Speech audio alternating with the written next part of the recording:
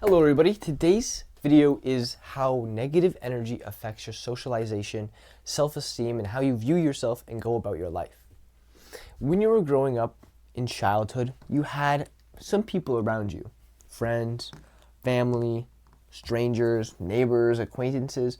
You basically had a lot of people surrounding you in different ways, and you had different relationships with all these people. So you would have maybe a very deep connection with your family, maybe a okay connection with your friends, and then maybe a very meh to zero connection with strangers. And these emotional connections that you have with these people is your ability to communicate openly and securely with these people. And so if you can communicate and the type of relationship, it's open, it's secure, you feel like you can be yourself, this is what we call, or this is what I call, an ESS, an emotional support system. So if you had people that you could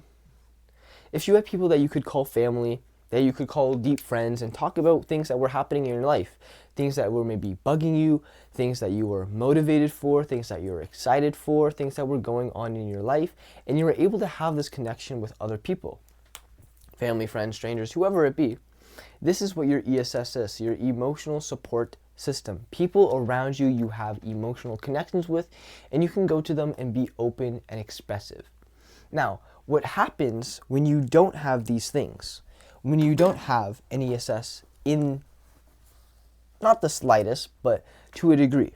Again, when you're watching this channel, something that you should really stick in your mind is everything in life is to a degree. It's not black and white, it's on this gray scale of where are we. And so you may have an ESS, but you may have no ESS to complete ESS to a really, really good one. And you can be like here, or here, or here, or here, or here, or infinitely along that line. So it's not yes or no, it's where, how much. So a person with no ESS, meaning they really did not have a good emotional connection with their family, really did not have a good emotional connection with any friends, and didn't have an emotional connection with strangers, or couldn't make any, well, different things are going to happen with that person. First, childhood, family, if you don't have a good emotional connection there, and that could be coming from your parents or whoever they are, your brothers, your sisters, your siblings, your aunts, your guardians, whoever you're living with, family, maybe they're constantly yelling at you. Maybe when you grew up, they were shaming you a lot. Maybe when you grew up, they were emotionally or physically abusing you. They compared you a lot of the times. They said that you weren't good enough. They criticized you, and it made your self-esteem very low. I am not a good person. A mindset that they're going to have is, me existing is wrong. Me existing in this place that we call the world with other people, I just don't believe I should be here because, well, what do I have to bring? What is my value? I don't really think I bring anything to this planet. And again, you'll have this mindset to a degree depending on how much negative energy you received. And if you don't have these emotional connections with anybody, what happens to your self-esteem and what happens to your emotional vulnerability, or your EV, emotional vulnerability, is both of these plummet. Your self-esteem will plummet and your emotional vulnerability will plummet. And this is directly correlated with the ESS, your emotional support system. Because if you don't have anybody, not even your parents, not even your friends, not even maybe a teacher or an acquaintance or anybody, that you can be talking to that person and explain how you feel when there's some things that you have negative about yourself, how you feel when, again, there's things that you're happy about, things that are happening in your life, how things make you feel, well, you're not going to be able to express that, and so your emotional vulnerability isn't going to be there, if not at all. You won't even know what it looks like to be emotionally vulnerable because you've never experienced it, you've never had the opportunity, or you've never been put in that situation before where you can look at, you can experience, you can see what it is to be open and talk about emotions without yelling, shaming, emotional, physical abuse, comparisons, getting maybe mean looks or with conditional love or being ignored. And this can come from your parents, your family, your strangers, whoever. But if you don't have someone to talk to, someone to be like, hey, I'm hurting because of these things, I'm hurting because of this, your emotional vulnerability is going to lack. And secondly, your self-esteem is going to plummet way more, because if you had maybe friends that were being mean to you, but you at least had a good family, and you would go to your family and you could talk and you could be open about, hey, these people at my school are being really mean to me. And your family could come with support and be like, kids are mean, but you are a good, inherent person and we love you. And they give you things like deep, loving eye contact,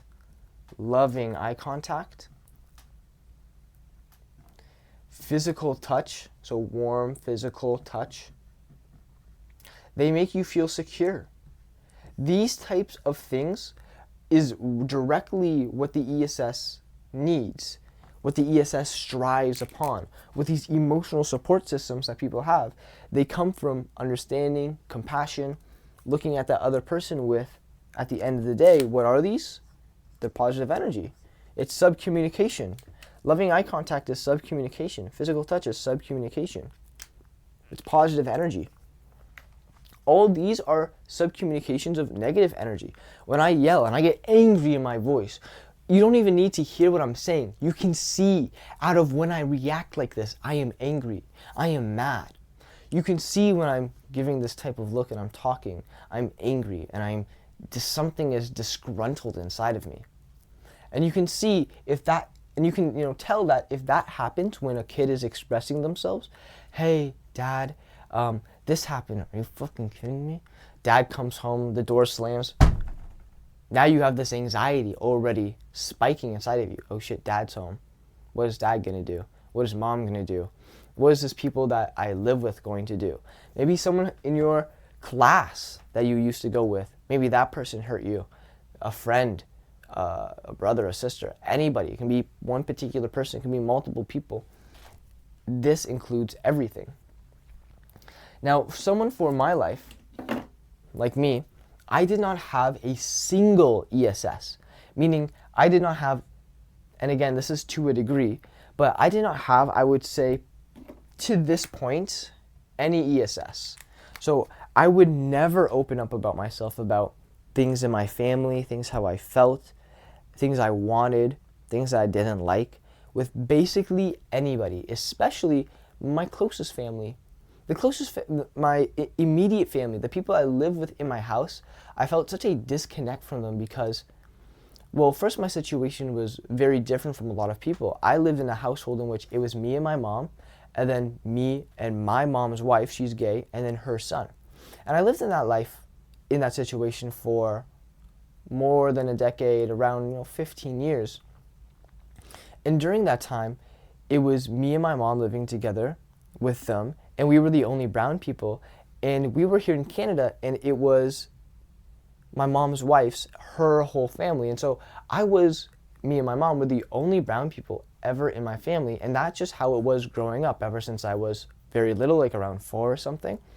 And even before that point, it was us moving around to a lot of places, meeting new people, and I really did not have one singular person in my life that I got to look at for a long time other than my mother. However, my mother demonstrates and has a lot of NE of herself, unsettled NE, unsettled complex traumatic stress disorder, post-traumatic stress disorder, whatever it is. She has a lot of childhood trauma for herself. And so for her, and I'm guessing her ESS was not the best either. For her, a lot of this negative energy is subconscious trauma. She's acting from a place of a trauma paradigm in which she had never experienced this to a degree. She experienced it more than me, but she hadn't experienced this to a degree where she could be open about certain things. And there was very hard things that happened to her early in her life, and even later up to her life, till she had me until this point today. And so she goes through a lot. But what she failed to do is recognize this deep inside of her and try to stop and understand where this NE is coming from. And from that, growing up, a lot of the time, she would be very emotionally unavailable. She would not have this. She would not know how to sit down with us, the kids, and be calm and be relaxed and come and approach our energy, our very high, childlike energy, with something that wasn't yet loud or controlling or very strict. And so what we learned very early on is us expressing ourselves was met with, us expressing ourselves, telling us how we felt, was met with yelling, was not met with compassion, it was met with conflict. And so now growing up, me and my brother, we have a very hard time being emotionally vulnerable, telling things about ourselves that trouble us, because we, to an innate core, believe that if we do this, we are going to cause conflict, we are going to get hurt, some type of pain is going to happen to us. And this is not only a mental thing happening in our head, but it is also a physical, neurological thing happening in our body. And so anytime a situation does happen, an event, an experience does happen, so we'll have experience here, and it leads to your flight, or fight system activating. There's 4 F's here because there's actually, and now we have our 4 trauma responses. This is how people respond in situations where the stress is too high. And so flight, maybe running away. Fight is fighting back. Freeze is, fawn is now kind of making the person hurting you or giving you the bad experience, like helping them out, being nice to them so they kind of like stop or tolerate you at least. This can look like when your parent comes home and you immediately start cleaning. When your partner comes home and you immediately start doing something as to not to make them mad. Start fixing something because you know when they come home and they look at you, they're not going to be maybe compassionate at first or loving at first, and they just may get angry right off the bat if something's out of place. And so fawn may look like that, cleaning up something, holding your emotions back, not to anger someone, acting or doing a certain way, not to anger or put someone off in a certain type of way. Freeze is again is like dissociating, it's not being able to move. And this is what I have very deeply, because when I was getting high amounts of negative energy when I was a kid from being myself or just being whoever we were, where it was an unnecessary amount of NE, it was too much and it was for too long, I could not fight the person and I cannot run away. I'm in my house, it's not like I can go anywhere. And so my only option was genuinely to sit in my room, cover my ears, and try to block out the world. And what happens is that the stress becomes so high that your brain cannot take it anymore and it switches off. And you just kind of disconnect from the real world and you're just in your head thinking about certain things. And those things can be whatever they are. They can be like how the paint looks on the wall. It can be what you had for breakfast, what you're about to do this week. And you're still hearing the words come in and they still hit you, but your brain is trying to disconnect so much from it so it doesn't impact you in such a negative way. And so the dissociation is your brain's way of trying to protect yourself from experiencing a high amount of negative energy. Such an amount of negative energy where you might just like die. And so what happens is now there's triggers to this dissociation to the cause of this negative energy. And so if your father comes home or someone comes home every day and you hear that door open at 3 p.m., they slams behind them, and then you get the, Johnny, where the fuck are you? And then, oh my God, you're like, oh shit, dad's home. Oh shit, he's yelling. Oh shit, he's getting mad. And then he comes into your room and he starts beating the shit out of you. Well, next time that happens, next time Johnny's father comes home, that trigger response, that trauma response is going to occur. That opening of the door is going to cause this person to dissociate. And so for me, a personal example would be every time I hear my mom sigh, I get extremely tense in my body because I believe that she's about to start complaining, and I believe that her complaining is going to lead to an emotional outbreak where we're going to get yelled at, we're going to get extremely hurt. And so that's a lot of the things I had to deal with when I was younger. And still growing up, like to this day, it's such an innate thing inside of me. And this is because in those moments of very high negative energy, so very high negative energy, yelling, screaming, comparisons, critiques, just an overbearing of this person upon you, what's going to happen is that your brain is like shutting down and it can't do anything. And again, my mom is like a fight person. And so if you come to her with something conflict that you would come to me with, I may freeze and shut down. She's the type of person to fight and retaliate back. And now I'm also part this too. But again, you exhibit every trait to a degree. You're going to exhibit every single trait to a certain degree. Okay, nonetheless, when you are experiencing negative energy from a certain situation, what's going to happen in your actual physical body is a couple things.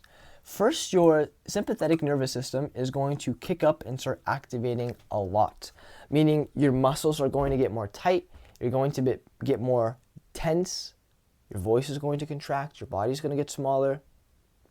And all these things, your blood's going to start racing to your vital organs to hear. It's going to be harder to move. And so there's a physical response to an emotional thing happening.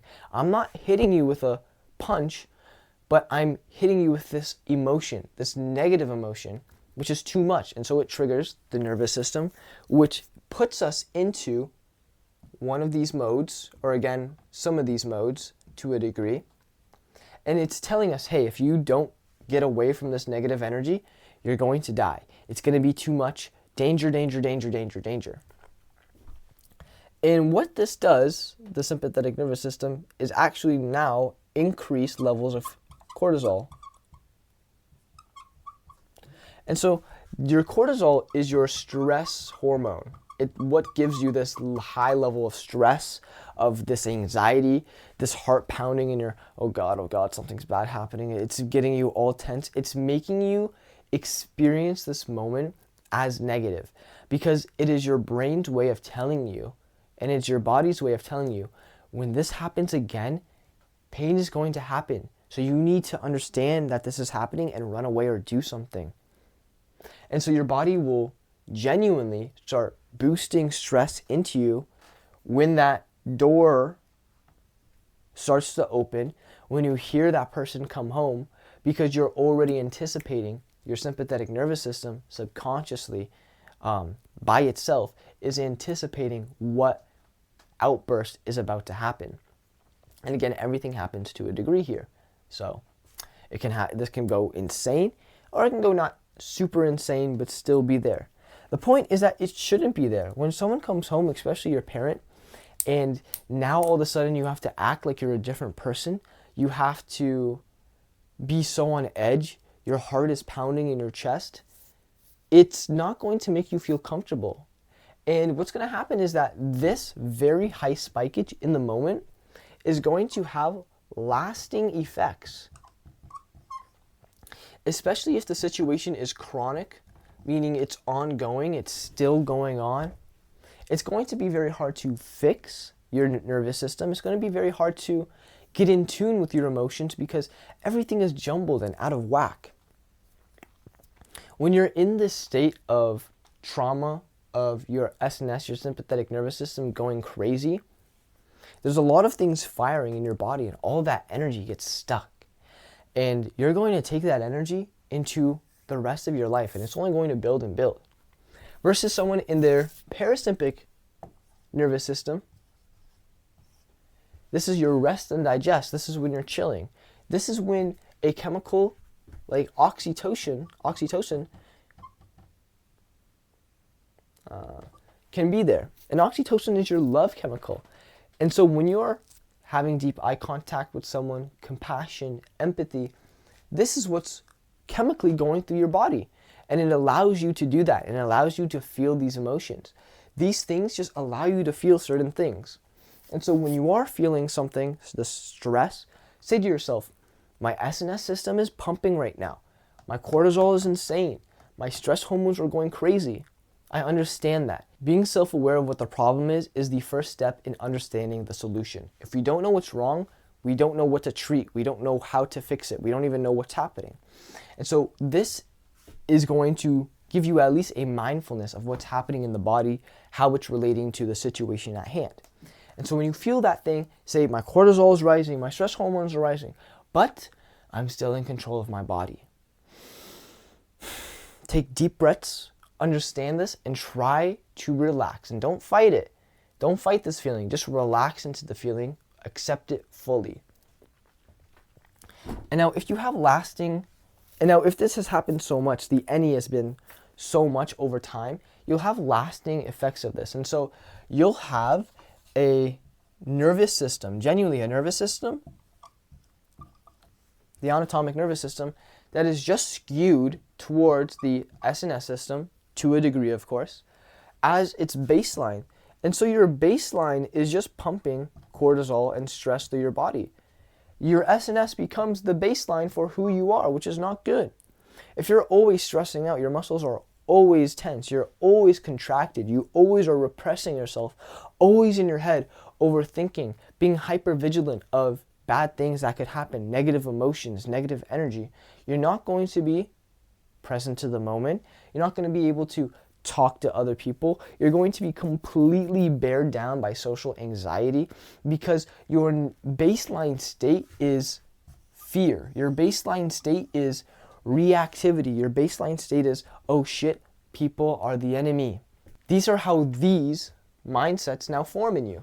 And they're formed not only in the brain, but physically in the nervous system. And if you have mindsets of, people are nice to me, I'm a good person, I do good to the world, your nervous system of rest and digest is going to be way more there. You're going to be able to look at other people and not feel stress, but love and bonding and compassion, and say, this person is another human being who has lived their life, has their own experiences, their own uniquities. That is an amazing thing. Of course I would love to connect with this other person. Of course I'm not going to be negative. Of course I'm going to be always positive and playful, and I'm not going to bring negativity to other people. I'm going to boost the mood, pump up the state. And you can't do that if you're in SNS mode. And so let me give you finally the solution to all of this. And it's not a solution that happens overnight.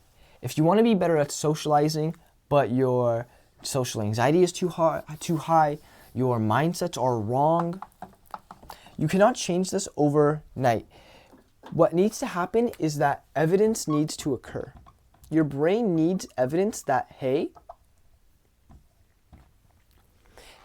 this is actually the way the world is. If I were to step on a red Lego every time, and it hurt when I stepped on that red Lego, on the 100th time when I step on that red Lego, my brain is going to be like, this is going to hurt, bro. And it's going to physically prepare me for the hurtness.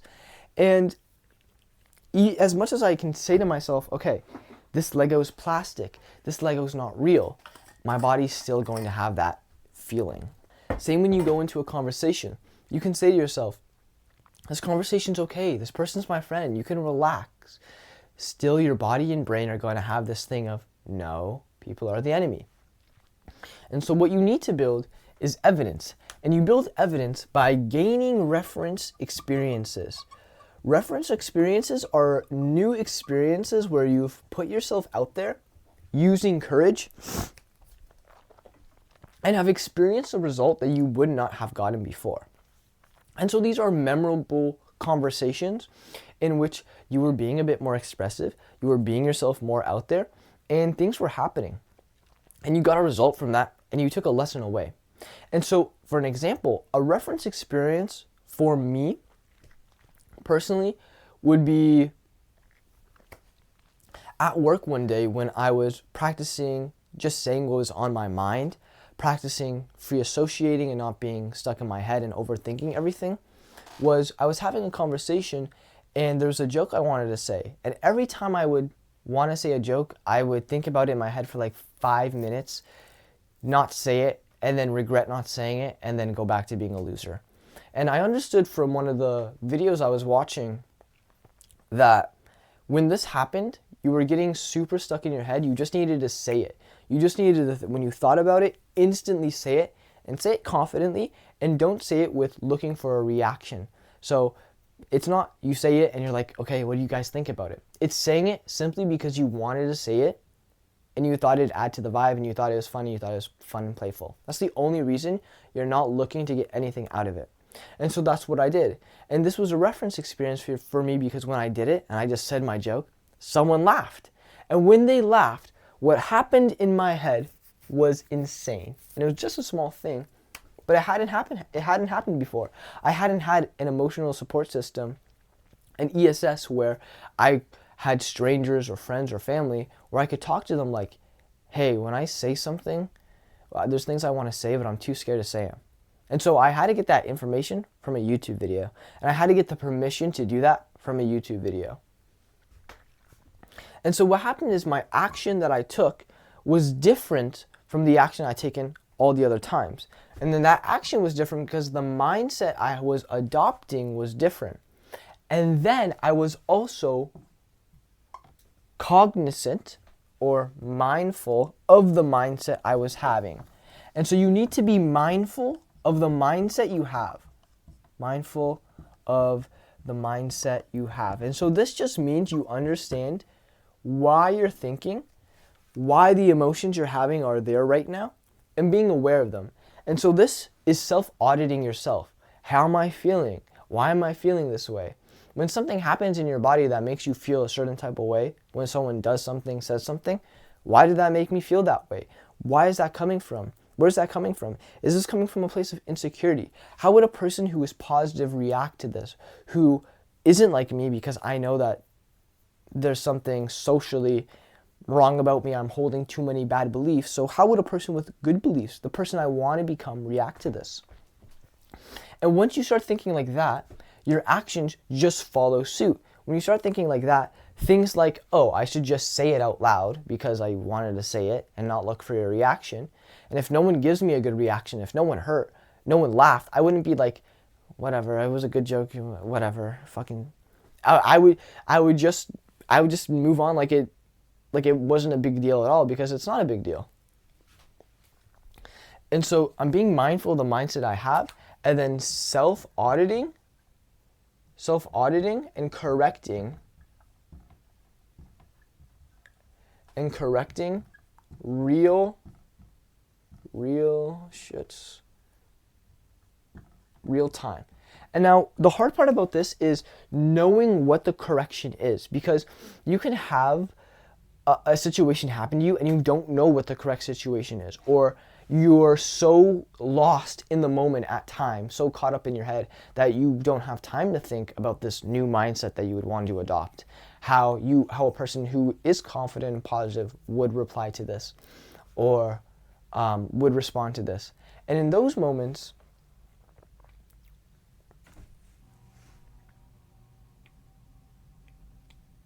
you get the opportunity to do something. Maybe it's the same thing you would have done before, but you get the opportunity to, when it's over, look back and say, okay, now that it has already happened, and the response I got back from the action I did, was it good or bad? When I was very shy and smaller in my tonality and my voice and less confident and not as much self-esteem, the way I would talk to people was, and people wouldn't want to continue conversations. They wouldn't give me that much positive energy. And so the thought process was, okay, I'm doing something wrong here. I'm obviously not being as fun, as playful, as engaging as people want me to be able to talk and socialize with them at the level that they are at. And that's something I had to go make a couple failures, make a couple mistakes at, and then correct afterwards to do, oh, I just do this now. Do this instead. Be more open. Don't be so held back. And so when you have those two things in place, being mindful of how you're thinking, the emotions coming out, auditing yourself, the changes you're feeling, and then correcting that in real time to a person who is positive, playful, compassionate, empathetic, stands up for himself or herself, then you're coming from the correct place. Then you do the action, you get the response, that response feeds back into the mindset, which feeds the action. This then equates to who you are as a person, your ego, your identity, whatever it be. This is the person that you want to become. You want to change the identity of who you are. My identity now is I have self-esteem. I am confident. But that's only because I have confidence. And that's only because I have evidence from the reference experiences. From me going out, talking to people, taking action, them having a good response, reciprocating to me well, making new friends, making them laugh. They're laughing with me. I'm boosting the mood up. We're all having a good time. We're all adding to the vibe. That reaction then gave to my mindset, oh, I am this type of person. I can be this type of person who wants to give a compliment, I give it. Wants to say something sincere, I say that sincerely. Wants to do an action, wants to do a gesture, wants to give a tease, wants to be fun, wants to be playful, wants to be a person who just is enjoying life. I know I can take that action, and I know that me, myself, will be okay with the fear of rejection, because it has happened before, and I'm still alive. I'm still here. I'm still chilling. So that doesn't matter at all. And I'm looking for a good reaction, to be positive, to be playful with the other people around me, because that's what normal. That's what I expect. That's what when I'm with other people, expect them to be playful and positive with me, because why would they be negative? Why would you want to treat someone else with negativity and dullness and boringness? And so I'm always trying to add to the vibe when I want to. It's not like adding when I don't want to. It's just when you feel that inside of you, that expression, letting it out and having the mindset that, yes, that is good. It's good to do that. That's how you connect with others. That's how you connect with yourself.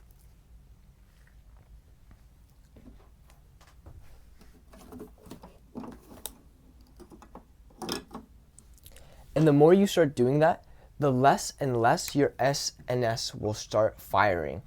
And so if I do it and now the response I get is good, my mindset changes, well, my central nervous system, maybe it was firing like that before. Now it only fires like this. And then I do it again. It only fires like this. Again, and again, and again, and again. It doesn't start firing.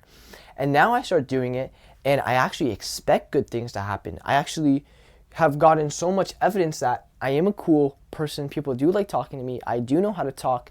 I do know how to socialize. I do know how to do all these things, that I actually start getting motivation, dopamine. I actually start getting oxytocin. I actually am able to be in a rest and digest state of place talking to someone, because I've changed the evidence. I've changed the identity. Okay, with that, I hope you guys enjoyed the video. If this does seem like a lot, you need more help with that, you can book a one-on-one call in the description for a strategy session, or for my one-on-one coaching program. You can also follow my Instagram, send any DMs, personal messages that you may have there on that. And with that, boys and girls, I love you so fucking much. I love every single one of you. Thank you for watching these videos. I'm going to be banging these out this January. I'm going to be banging out the videos, and I'm going to really try to explain. I have a whole bunch of pages here about mindsets, about how you grew up, about experiences and how they affect your brain, how those affect your socializing, and how you have very free will on the way that you act and the person that you are, especially if you grew up in an environment with a lot of negative energy and your sympathetic nervous system has been firing all your life. It's very hard to be a person who feels in control. And so with that, I'm gonna try to get all the information out, try to help you guys, try to add some value to this world, try to make it so people don't get stuck in their head. They can be the person that they want to be, express themselves. I love you guys. Peace out. Bye. Take care.